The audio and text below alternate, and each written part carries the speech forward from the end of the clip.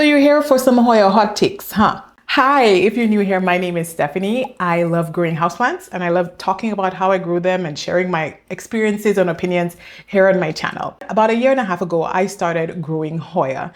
And when I started growing Hoya, I scoured the internet trying to find videos and information on how to grow my Hoya. I tried growing it the suggested way online and I just felt like I was failing. I wasn't getting anywhere. My plants weren't growing as beautifully as I anticipated they would. And so I decided to break all the Hoya rules. I just followed my intuition and did what I felt was best for my plants, in my care, in my conditions.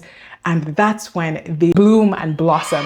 That's when I realized that I have a lot of opinions about Hoya that might be regarded as unpopular. Things I've noticed in the growth habits of Hoya, the care of Hoya, or just little things about them that when I look at your average Hoya video or some of the biggest resources of Hoya information, it actually doesn't quite align with that. So I just wanted to share my personal findings with you. You may disagree, but remember our conditions are different. I'm in Ontario, Canada. I don't get as much sunlight in terms of intensity and duration as someone who lives in Florida, in California, in North Carolina, in Texas. We have different conditions. So remember that as you watch this video. So the first three observations, the three opinions that I'm going to share are ones that I've already gone and dived into in a previous video. I will link it down below. I still think they're relevant because when I Googled how to grow your Hoya, these are still things that are coming up as search results. So I just wanted to make them officially, again, part of this video. Number one, doing the taco test, waiting until your Hoya are wilted or waiting until the leaves can be bent, you know, the taco test, before watering your Hoya. Now, that is a hard no. I think a lot of us at this point who have been growing Hoya for a longer period of time, a few of us have come to realize that doing the taco test or waiting until your Hoya are limp and wilted is a very bad idea. Hoya are very different from Monstera. How? Monstera have very thick and juicy roots. They are so resilient and they're able to withstand underwatering a lot better. Although Hoya do have thick leaves, their root systems are not as resilient or are not as robust as their leaves. And so when you let their roots dry out and shrivel before watering them, you can put them into shock when you water them again. So I would say consistently water your Hoya. Do not wait until it's shriveled up in order to water it. I think the best way to grow Hoya, if you're unsure as to how to water Hoya, if you're new to Hoya, is using self-watering pots. I have an entire video about the self-watering pots I use, where I buy them, which ones you should pick. I will also link that down below. But self-watering pots, I think, are the no-brainer way to grow Hoya if you grow them indoors, especially, and if you find it's a little bit difficult or tricky to know how and when to water it. So that's number one. Number two, growing Hoya in clay pots and or soil. Now, this is like a combo opinion. Now, I know very much, I will say this before you say it, that it is possible to grow Hoya in soil. I know there are millions of people around the world who grow Hoya in soil. My point is that is not the easiest way to grow Hoya. Why? Like I mentioned, Hoya have very fine and delicate roots. And although they are very thirsty plants, again, another thing that I think is an unpopular opinion, their roots rot easily and soil tends to be highly water retentive. So the way we use soil, like I would say the way I use soil for Monstera, where I literally just buy a bag of soil and throw some perlite in it, maybe a couple cocoa chunks in there to aerate it, I definitely would not use the same soil I would use for a Monstera with a Hoya. I certainly would not do that because I think Hoya needs more aeration between their roots for them to thrive. I definitely do not think that soil is the best way to grow Hoya. But people who live in sunnier climates like Florida, Texas, like the southern part of the US, very bright, sunny countries all year round, I think they are more likely able to grow Hoya in soil because they have more light. How does more light influence the substrate? Well, the amount of light a plant gets determines how quickly the plant is able to use up the water that's in its substrate.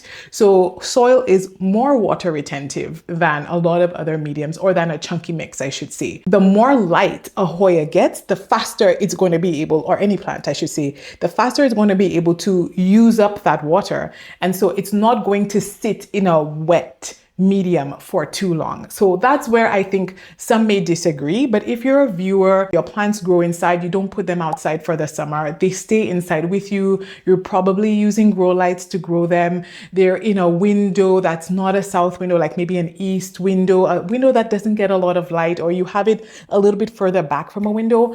I think soil is actually a very scary way to grow Hoya. Again, I'm not saying it's impossible.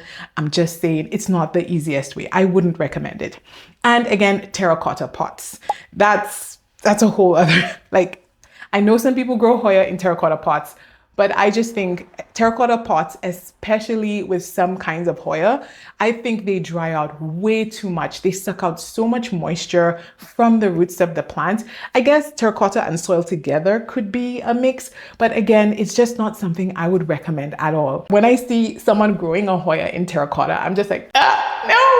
I just think that gives the grower so much more work, because it's going to dry out so fast, and Hoya are thirsty. So you have a fast drying pot and then a thirsty plant. I just think that's a combination that is going to be tricky to keep up with. So what do I recommend? I think chunky mixes. You want your mixture to be very fast draining, but also able to retain some water. So a nice balance between chunky but water retentive as well, if that makes any sense. Anyways, that's my 2 cents on soil with Hoya and terracotta pots. All right, number 3, bright indirect light. Bright indirect light. That's actually one of my pet peeves when it comes to Hoya. If I could, I would put almost all of my Hoya in direct sunlight. You heard me. If I could, I would put most of my Hoya, if not all, into direct sunlight. In my entire collection, there are probably just 5 or so Hoya that I would not put into direct sunlight. Those thin-leafed Hoya, very delicate Hoya, I wouldn't put those into direct sunlight, but almost all of my other Hoya, I'm looking around, like almost everything, I would give them direct sunlight. Stick them into the south window, stick them in the west window, let them absorb all of that light that the window can provide. So bright indirect light, I think it's a phrase that gets thrown around a lot, but with Hoya, I think they're more on the bright side. Most Hoya are more on the bright side versus the indirect side. I say that too because even if I can't put all of my Hoya into windows because of space issues, I will grow all of them under grow lights. Again, that is bright, direct light. So I think bright, direct light is the way to get the fastest growth out of your Hoya. And it helps to reduce overwatering because, like I mentioned before, your plant is going to use up that water quicker. So it's less likely to get root rot because it's able to use the moisture and the hydration that you're giving it. Again, unless you live in countries like Australia, maybe Texas, maybe California, those areas that get brutally hot, like really, really dangerously hot, where it literally will melt everything that's outside. Again, like I said, it depends on where you live. But if you get winters and stuff like that, I think your Hoya can survive summers even at the window. It's true, some days may be a little bit brutal, but I don't think your Hoya are going to mind. Okay, that's a little better. I had to get some extra light. I was looking a little gray for a minute. These first 3 hot takes are actually points, like I mentioned, that I go into deeper on my fast growing Hoya video. I give examples and I show you how I came to these conclusions. Number 4. So number 4 is about a product that I don't hear a lot of people talk about. Granted, I did hear about it on a video before and that's how I knew about it, but I feel like we don't talk about this enough, but I'm going to talk about it a little bit more. So this is an orchid spray. People use this to spray on their orchids to help fertilize and help them to grow better. I think this works beautifully on Hoya too. Again, this is not news. And if you're watching this, I'm pretty sure you've heard this in a video, and that's how I actually came across this information. But I think I think we stopped talking about it, and I think we need to go back to talking about this again. When I was using this, I would say that was when my Hoya was performing at their best. And for some reason, I stopped using it. I think because I couldn't find where it was. And when I was in front of my Hoya, it would be in another room and I couldn't be bothered to go down the stairs to go get it, to come all the way back up. And every time I came upstairs, I would forget to bring it up. But I think that this is such an amazing product for helping your Hoya to grow. Most plants, they can only absorb nutrients through their roots, right? That's why we put fertilizer into their water, we water it, and they absorb their nutrition from the roots. But Hoya are able to absorb nutrients from their leaves and from their stems. So that's why this product works amazingly with Hoya. And I have noticed that when I have a Hoya that's struggling, I know we say to not fertilize plants when they're struggling. That's another thing that I need to do some more observation. And I don't want to say research because I don't want to regurgitate something that I heard someone else say or just read online. I like to share information on my channel that's an observation that I have made from my collection. But I have noticed that when I spray this on wrinkled Hoya or Hoya that's struggling, I noticed that they would look a little bit better. I noticed that they would not plump up 100% to be the way they used to be, but I could see an improvement on the days when I do this versus the days that I don't do this, that I don't spray the plant. But another thing I do want to add is you can overdo this. I don't think this will burn your plant. It has never burned my plants. You know how when you over fertilize a plant in the roots, like when you over fertilize in the water, you can get burn on the leaves. You can actually see it. I have never noticed any sort of burn from using this product on my Hoya leaves. But what I will say, it is possible to overdo it. Like I've used it on my lacunosas. I would say specifically lacunosas. My lacunosas leaves got abnormally big. They got too big, and it just started to look deformed and unpretty, if I can say that. And so I didn't really like the way it looked when I overdid it.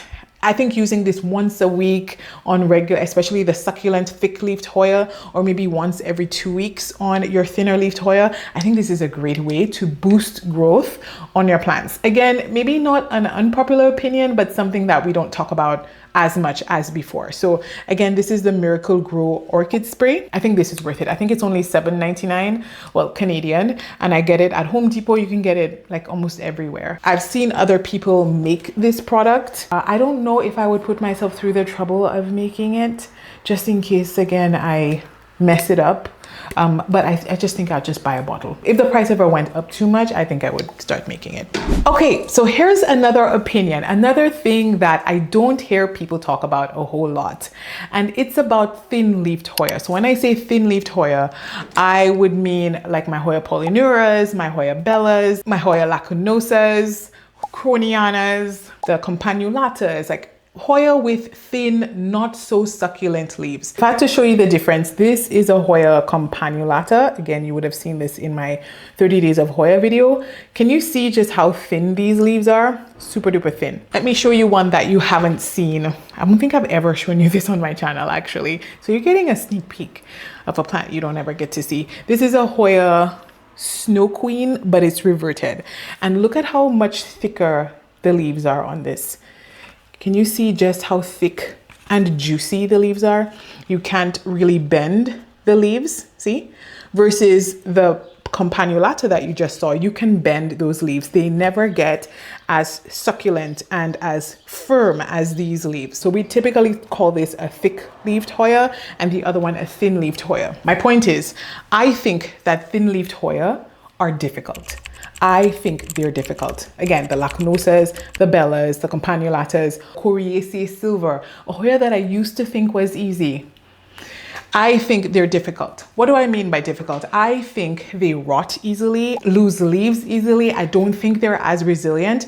And sometimes I think they're harder to root because the stem, because it's not as succulent and firm as, or woody as the thicker leafed Hoya, they rot very easily. So when you, especially if you try to root them in water, I find a lot of times they would just yellow and just get mushy. The stem will just get mushy and it would just rot off, and you just have to keep trying over and over. I don't hear a lot of people discussing that, and so I wish I had known that when I started collecting Hoya. I am naturally more attracted to thick-leafed Hoya, but when I started collecting the thin-leafed ones, I just found myself spending so much money repurchasing the thin-leafed ones, the Heuchkelianas, Heuchkelianas. I know they're not technically thin-leafed and they are succulent, but the stems are very, very thin and delicate.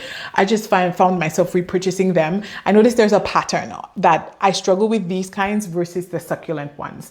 So yeah, I'm just gonna say it. The thin-leafed Hoya, the Lacanosas, etc., they are more difficult. Let's just say that, so that we can stop feeling bad about struggling with them. Because I feel like everyone has had a Bella kick up a fuss or a Polyneura, except the green one. The green Polyneura seems to be really easy, but the variegated Polyneura are definitely not as friendly. So this is a big one. This is one that I've said on my channel before, and I know of other creators who I watch and I admire and who I love their content. I can relate to their content, but I know they disagree with this one. And so this is one that it's my opinion and it's just my observation. So again, I think that splash is a type of variegation. And I think that Hoya splash can be affected by light. I know a lot of people disagree, but when I Google Hoya splash, it does say that splash is a type of variegation on Hoya.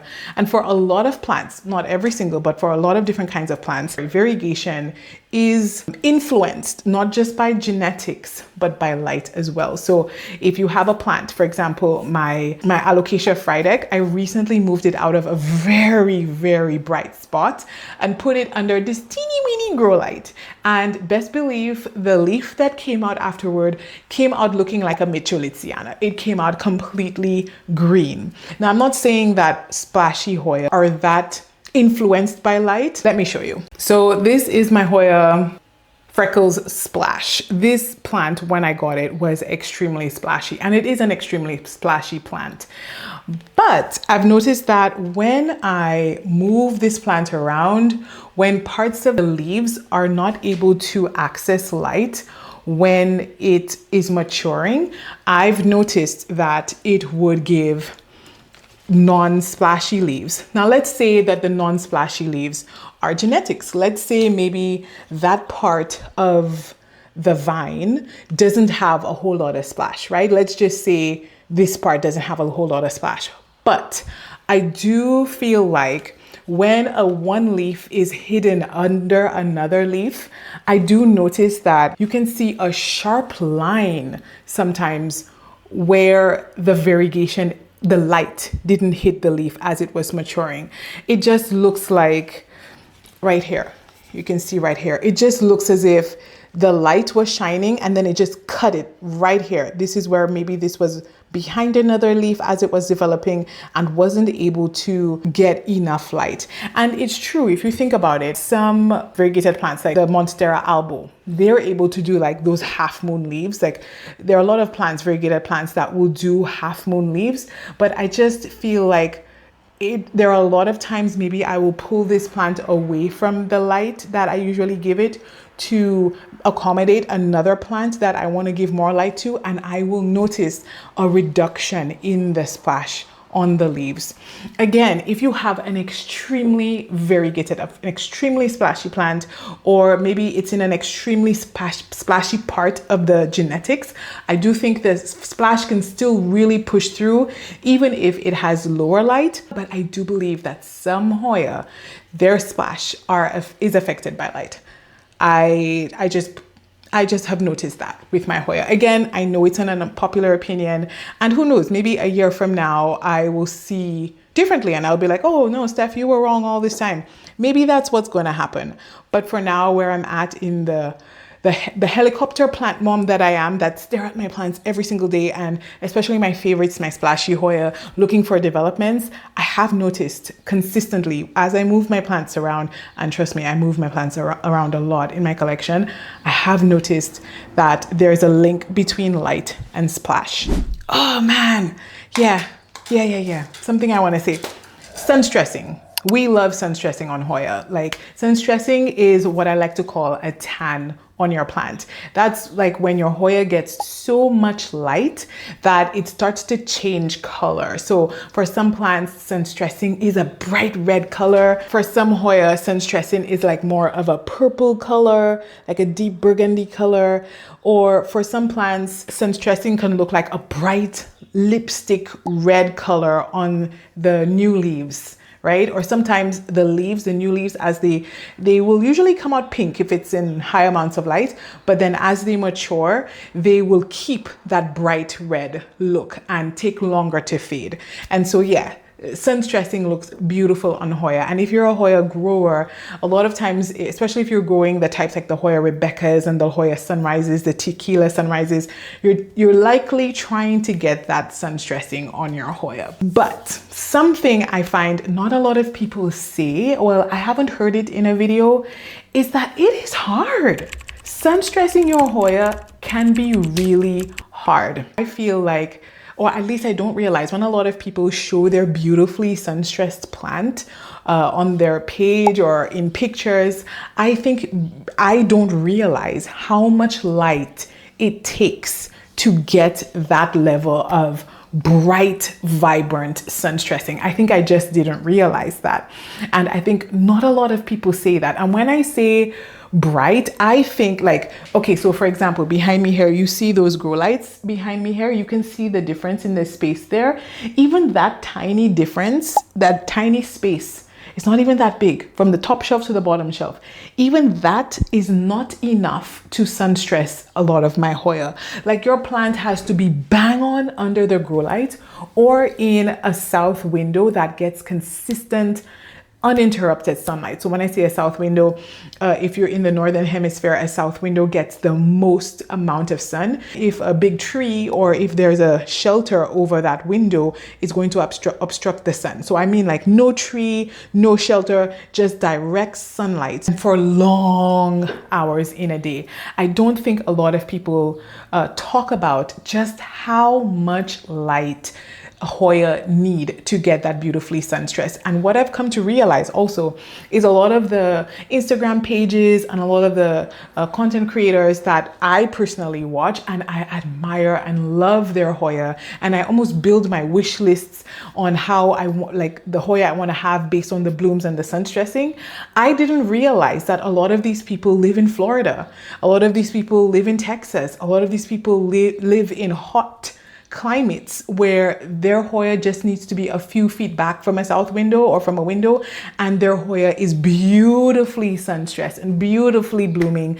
I just didn't realize that. So before you feel too bad like I did about why is my Hoya not sunstressing, I actually had someone that I talked to about plants a lot, and they saw my Gunungatting and they're like, how did you get your Gunungatting to sunstress? Like, mine has nothing.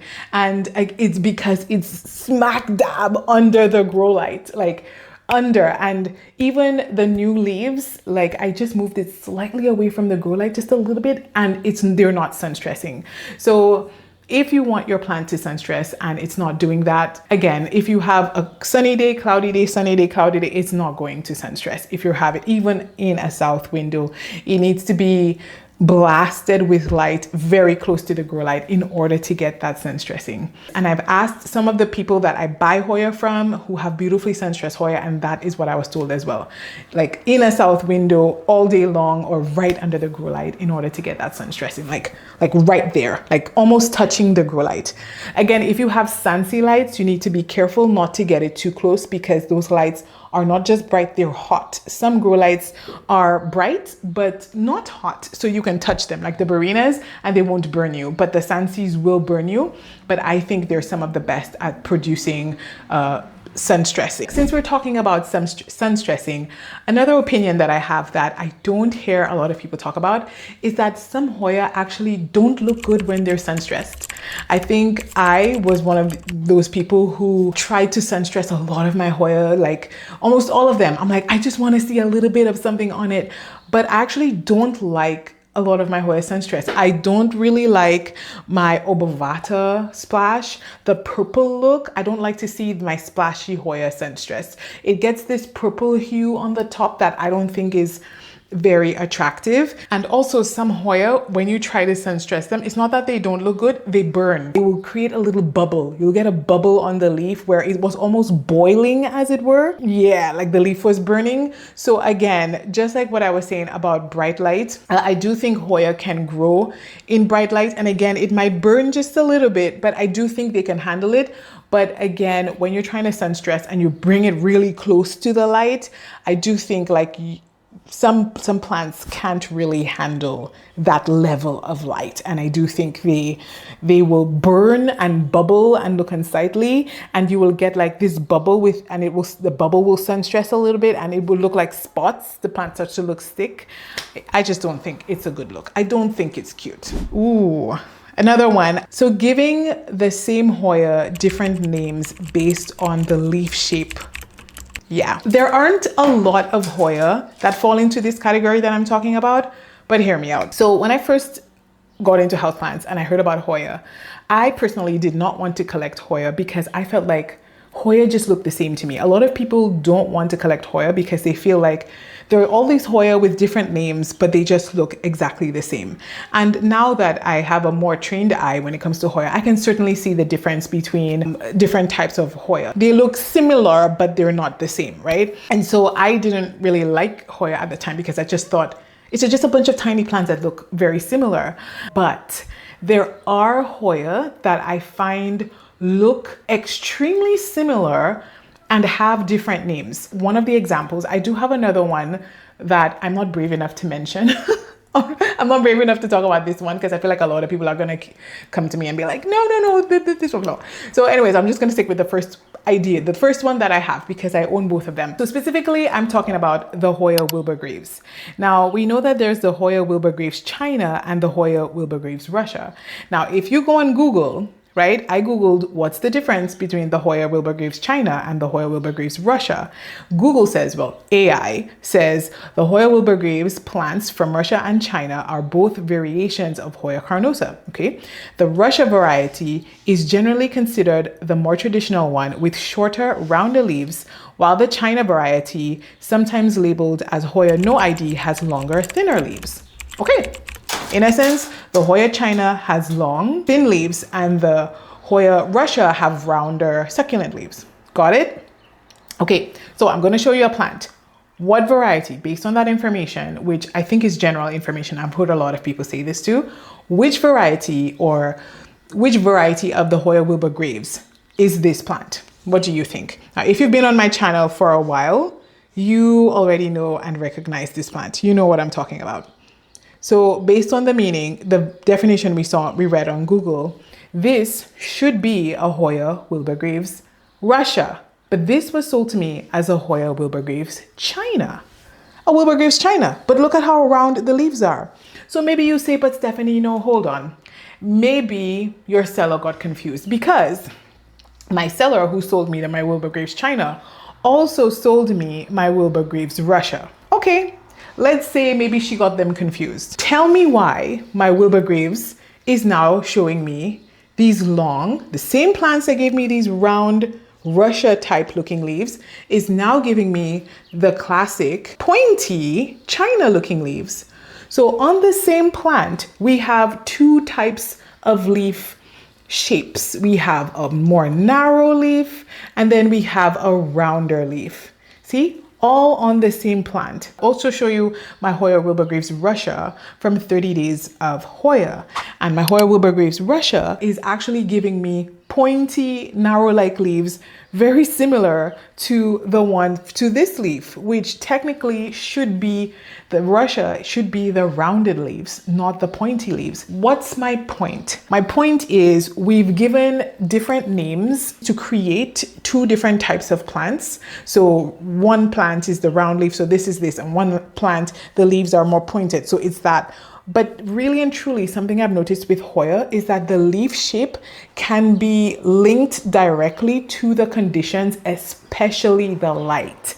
So I've noticed when I switch up lights on my plants will start to give me different leaf shapes. So when they're under grow lights, consistent light, I notice they give me one leaf shape, and when I move them to the window, the leaf shapes change. Or sometimes it could even be watering. Maybe it had a little less water, a little more water, and so it affects the leaf shape.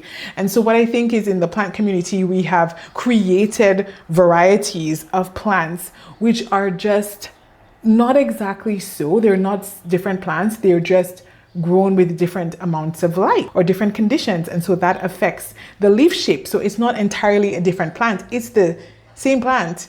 They're both the same plant, but it's just the leaves look different almost every single time based on the conditions. And actually that's it for today's video. That's me being a brave girl, putting on my brave girl pants and talking about the things that I have noticed with my Hoya in my collection, and things that, you know, just observations that I've made about when growing Hoya. Thank you so much for watching today's video. I appreciate you spending some time with me, and I will see you next time.